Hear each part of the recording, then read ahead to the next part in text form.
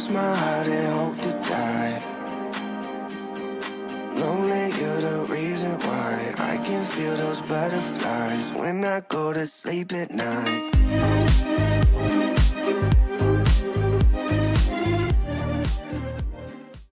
Hello everybody, what is up? My name is Gianna and welcome to my channel. I'm trying to post more consistently.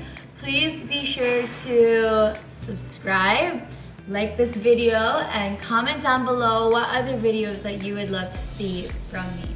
I've actually joined a few pageants in my life. Doesn't seem like it because I'm a complete tomboy. And my last one was actually Miss Philippines Earth 2020, and I got lucky because I became one of the elemental queens. I got one of the crowns. So currently I am the reigning Miss Philippines Earth Water. And today I'm actually going to be reviewing and reacting my performance during the Miss Philippines Earth competition. Now the interesting thing was that last year and also this year, the pageant is virtual. So we all applied last year thinking that it was going to be live, and then the pandemic hit, and then it was announced to us that things would be virtual. So we would have to find our own resources, our own places to film. We would have to find our own videographers, our own clothes, our own heels, our own makeup artists, pretty much everything we had to do on our own. During the entire pageant, I didn't watch any of my performances or any of my friends' performances. Until now, I still have yet to even watch the entire coronation. So it's going to be interesting to react to it. I don't know, I feel like I'm just gonna judge myself. But at least I can see where I went wrong and what I did right. And this intro is just way too long, so let's just get to it. Ooh, NCR. Okay, I already have a reaction first off the bat. As I mentioned, we had to find our own resources. I love that swimsuit. It's from Sessa, but it wasn't really a pageant swimsuit. It was the best that I can get. It's still one of my favorite swimsuits. But next time, I feel like I should have worn like a solid colored swimsuit. And I am not good at walking in heels. You don't have to comment that. I know I'm not good at walking in heels. So I shouldn't have worn my 6-inch heels. I practiced this exact performance, like the walk when I'm gonna turn and everything, in the parking lot of my condo. But I needed like a green outdoorsy vibe. I thought I wanted one, so I went to my parents' apartment. And the tiles are just not even. I'm working on my walk, I promise. I said I don't eat rice, red meat, candy, and soda, which is true, I don't, but it's just funny, like, why did I even put that in the application? Okay. I didn't know much about Miss Philippines Earth before it actually started, so I didn't know that this is one of the big, requirements. Like, this is one of the rounds that'll really get you in, and this is the first one that they released. So after this, I wasn't in a lot of the top picks because you can see my performance was not good, and I was a little bit devastated. I wish I could do this one over. Ooh, okay. This is Beauty of Face. This is my favorite round just because you just really don't have any makeup on. It's empowering, It's me! I don't know. I don't know why I wanted to have that little tendril on my hair. And before we filmed this, they said we could have eyebrow pencil and a little bit of lip gloss, so that's all I had on. But you can see, like, I kind of have a pimple here, like a pop pimple. It is not cute. I like this round. I kind of wish I did my eyebrows better. Okay, now this is the intelligence and environmental awareness.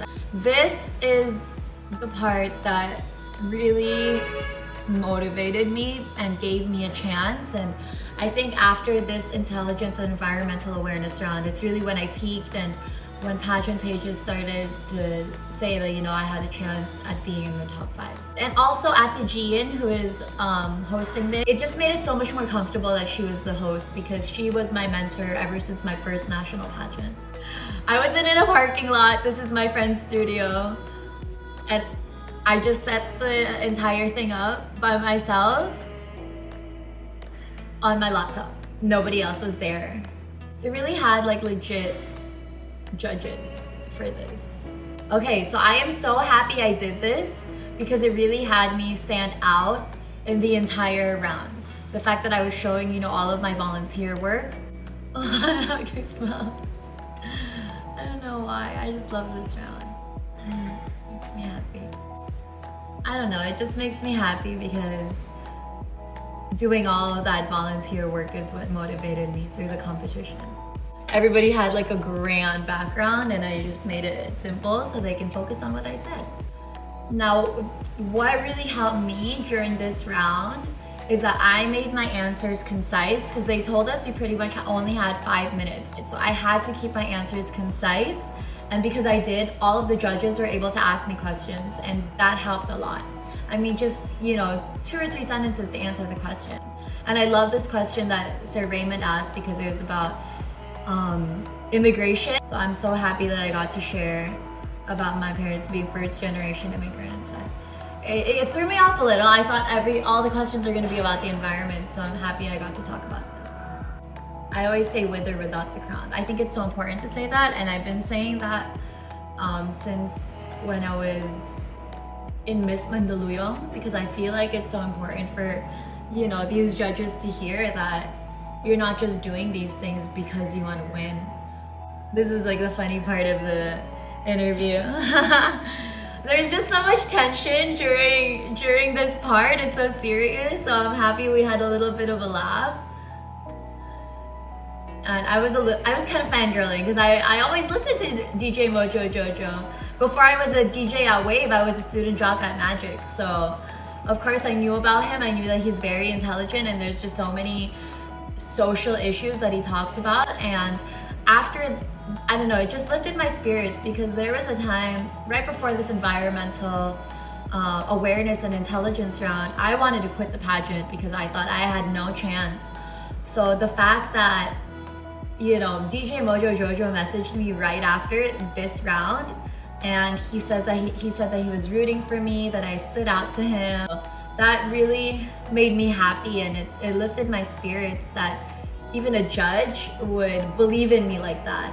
When we had the national costume contest, the sports costume competition, the casual wear competition, I didn't get any medals, and for most of them I wasn't even in the top 10 of a lot of these pageant pages. So for a judge themselves to message me, that made me really happy.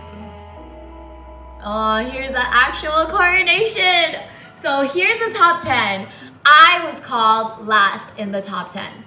As they were calling girls and it was the last spot, I'm like, what did I do wrong? Where did I go wrong? Like, I thought I had the top 10. Like, what more can I do? But you can see I was pretty happy.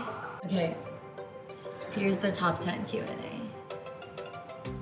Okay, I want to talk about this gown first that I'm wearing because I've got so many compliments on it, and this is probably my most favorite gown that I've ever worn.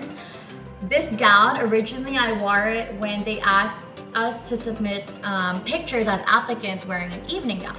And this is from Tito Jonty Martinez, who was my handler during my first national pageant. Now I'm with KF, but of course Tito Jonty has been guiding me throughout all of that. They kind of announced this whole coronation last minute, so I wasn't really prepared, and I was so set on wearing this beautiful blue gown from Mikey Andre. Right before my coronation, Tito Jonty actually announced that he was closing down his shop because of the pandemic. And I was talking to Voltaire.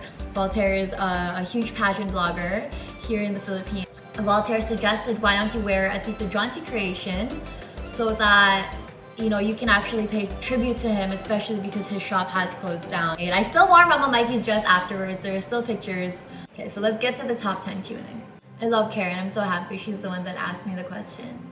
Okay, I still get goosebumps, I don't know why, but I was so happy that my question was about fake news because I'm a journalist, and that's something I always mention. Ooh, I have goosebumps. See, this is weird. This is what happens because this is the first time I watched this. Oh, I don't want to cry.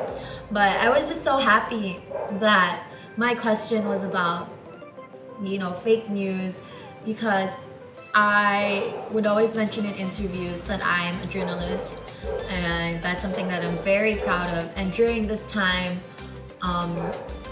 it was the whole discussion about the anti-terrorism bill, and I just, during the pageant, honestly felt silenced on what I can say about it. I felt so empowered to be able to answer this question. I was able to give an amicable answer, and I think, I don't know, I'm really pleased with what I said during my top 10 Q. A huge thanks to my friend Callie too, because we had that discussion about you know, freedom of speech being the lifeblood of our country. So this is my evening gown. I love this gown too. This is like one of my favorites. Well, as I mentioned, I didn't have a lot of resources or access to a lot of clothes, just like the other girls. Tito Jonty had this gorgeous white gown that she wanted me to wear, and it had like blue embellishments, which I think would have been perfect with you know, my title now, but it didn't fit my hips. Big hip girls, where are you at? It did not fit my hips. So I was already at the studio. I had my hair and makeup done. My friend Sky and I were just hanging out there, and I messaged Tito Jonty. I said, Tito Jonty, the dress does not fit. Tito Jonty sent me 2 different options and sent me pictures of them. They were both beautiful. And I actually messaged the secretaries of Carousel of Miss Philippines Earth what they think is better, just because they always told me that they can guide me if I needed help, because they did know that I was alone and I didn't have an entire team. And they chose this one. I was so shocked to get into the top 5. I mean, I was happy to get into the top 10, but I was so happy with my answer in the top 10 that I was really crossing my fingers to get into the top 5. And I was the 4th one called. I was not the last one. So that made me feel so much better. So a lot of people are messaging me too and saying that the background music was too loud, and that might have been like a sabotage to my answer. But a little bit of background information. So this interview was done live. We didn't know the questions beforehand. We knew nothing beforehand, but there was obviously no background music. So it was just like me and Paolo and the judges in a Zoom call. I didn't know there was like gonna be a casual interview. I don't know why I keep getting goosebumps. I really like my makeup and my hair. Okay, oh my gosh. This piece of hair, where did it come from? So I would, right after, you know, we were announced as winners, people would tag me in my final Q&A, and the piece of hair that's sticking out. That's how you know it's live. Because someone would have fixed it, right? Or someone would have told me to fix it before I answered the question. It still bothers me. That's all I can see. But don't look at it while I answer this last question. So the question was, what important qualities should a leader display in the midst of the pandemic? None of us expected for this to be the question. None of us expected this. Look at my face. I'm like, what would you say? I still stand by that. They should really display compassion. Bing! Finished right at the bell for both of my answers. Got an imaginary timer up here. Oh, this is the announcement! Look at my face, like I didn't even... I was like, how did I get into the top 3? Aww. Honestly, so all of this was done on Zoom. I didn't really hear if it was me or not. That's why I'm like, was it me? Yay! Was it me? But I had, you know, some friends in the studio with me, and they were like, woohoo, Goshi! So I did find out that it was me when I saw that, you know, that label, my name. Just so grateful. Aw. That's it. That's the end of my reaction video. Why am I crying?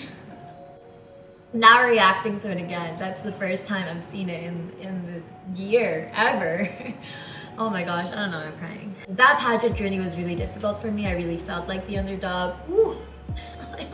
Why am I crying? Like, it's been a year. The fact that I got a crown and I was part of the elemental court, and then now looking at it in retrospect and being called Miss Philippines Earth Water 2020 in this past year, it's still been amazing. And beauty pageants highlights, yes, on physical appearance, but something that rooted me throughout all of that is really my ability to speak and my confidence to have conversations and to answer questions and to generate those conversations. And I felt like that's what happened in this pageant. But of course, as much as I was proud of my performances when it comes to Q&A, I'm so proud of how much my confidence has grown too. And I feel like even since I've been crowned, my confidence has grown so much more as well. So I'm just so happy to watch that. It still feels surreal. So yeah, that was my reaction to my Miss Philippines Earth 2020 performance. It was an experience. We made part of history by being the first set of queens in a virtual pageant. I actually have my crown here with me right now. It's still in this box. Still so proud of it. But thank you so much for watching me react to my Miss Philippines Earth 2020 performance. And I hope you all have a wonderful day. Now, my mantra ever since I got this crown was to let the flow take control. So whatever it is in life, however it flows, let it take control and just ride the waves, because you are capable of doing that. I love you guys, and I'll see you very soon. Bye!